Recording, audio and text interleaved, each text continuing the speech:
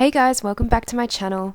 Today I'm going to do a tutorial, and this one is a request from one of my viewers, and it is on how to get some dark, warm tones into your photographs. And sometimes that can be hard to do because with a lot of darker lighting in photographs it can tend to be a little bit cool toned. So it's really all about trying to get the warmth into those images and still keeping the warm tones in there. So this is going to be hopefully a really simple tutorial for you guys, and I'm going to start off with selective color. So I'm just going to go to my adjustment layers and bring up selective color. Then we're going to go into the yellows and we're going to make a few adjustments. So just where yellow is, the other ones we're going to leave, so cyan, magenta and black, we're going to leave at 0, but yellow we are going to change to -40. So we really just want to drain the yellow out for the time being. And we're going to bring a little bit more warmth back into the image, but just for the style of this toning, we're just going to remove the yellow for now. So now we're going to go to the greens, and we're going to change the cyan to -100. So we take out all those cool green tones that are in the image. We're going to go to magenta and say +100. So that will once again warm up the green tones in the image. And then with the yellows, we're going to go -100. So we're just coming at a really neutral base at the moment, the photograph a really neutral base, so we can build up the tones later on. So we'll go to neutrals now, and we're going to leave cyan as 0, but we're going to change magenta to +6, just to give the whole image a little bit more warmth overall. So that's what neutrals will generally do. So yellow and black we'll just leave at 0 for the time being as well. And now we're going to bring up a solid color. So this one's going to be, just make sure the table's in the window because I always cut off half the table when I'm filming. So this one is 2F241E. So it's a dark brown color, and we'll press OK. We're going to set this layer to soft light at 9%. So this is a very neutral toning, what we're actually doing to the photograph. And just by adding the brown, it's giving it a little bit more depth into the photograph and giving it a little bit more warmth without going too saturated. So now we're going to bring up another solid color, and this one is going to be 4B330E. And we'll press OK. So that's just a lighter, kind of more yellow toned brown. And we're going to set that to lighten at 21%. So as we can see here, if I just click that on and off, that's filled in the shadows of the image. So we've given the shadows a little bit more warmth by adding that solid color. Now we're going to bring up curves. And the first adjustments we're going to make is just in RGB. So the first points will be 19 and 0. And then the next point will be 42 and 43.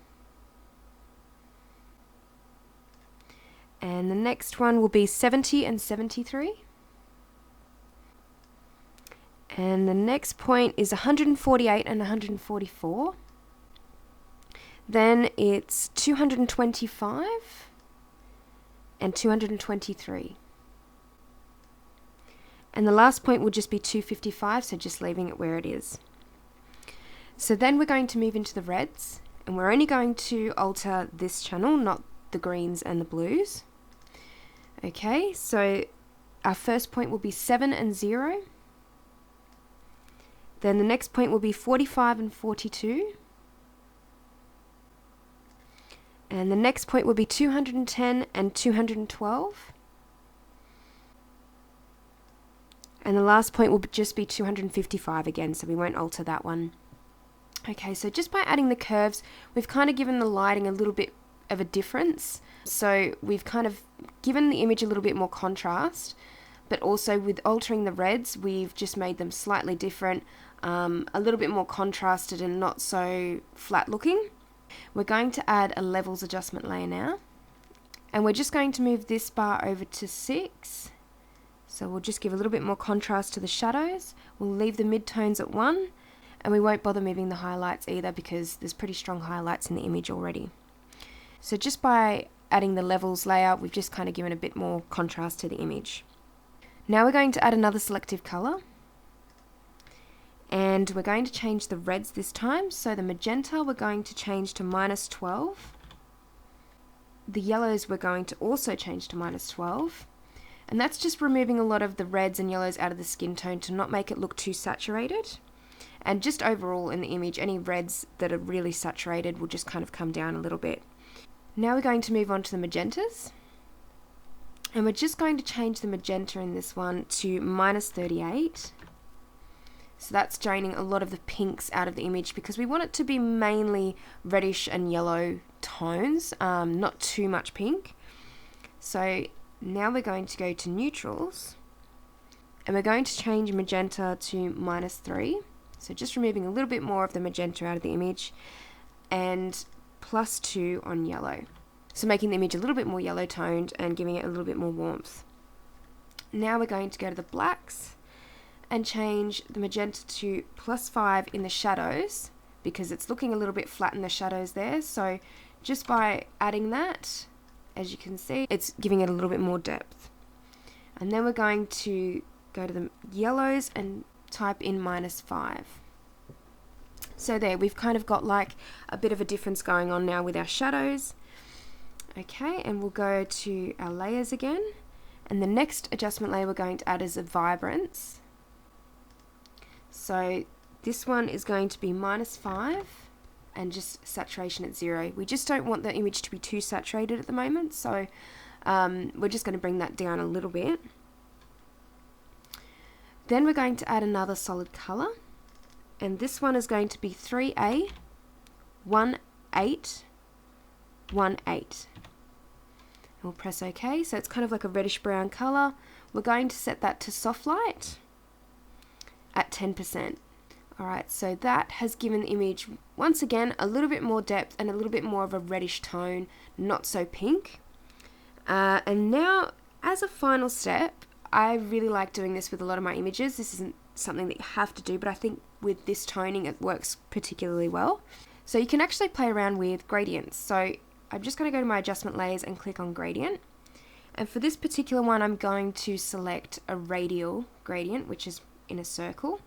I'm going to move that just kind of over to the right of the photograph.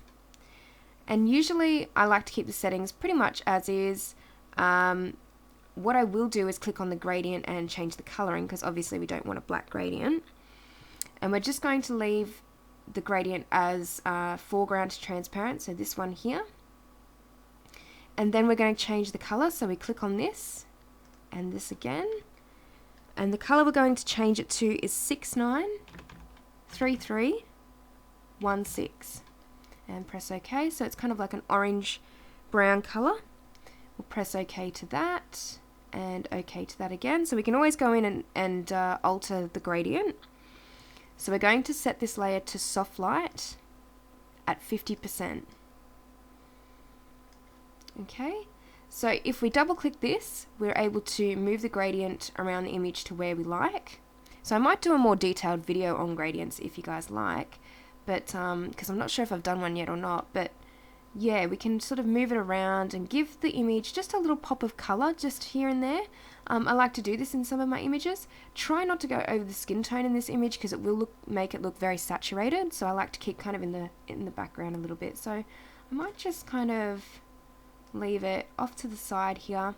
You can always add another one, maybe in this corner as well, but I think it just gives it a little bit more dimension in the image and not making the image look too flat with coloring. So I hope you guys enjoyed this tutorial. This is pretty much the finished product, so I will take a snapshot and show you guys what it looked like beforehand. So that's the before and that's the after. So it's given the image a lot more reddish tones while still keeping like the moody look to the photograph. I hope you guys did enjoy this tutorial, and I'm hoping to get some more tutorials out very soon. As you guys probably know by now, I will be moving to Melbourne, so I have to get everything set up and ready for doing more videos. So hopefully they will be coming along pretty soon, but we'll see how we go with that. Anyway guys, keep the requests coming as I'm always happy to do them, and I will see you next time. Bye!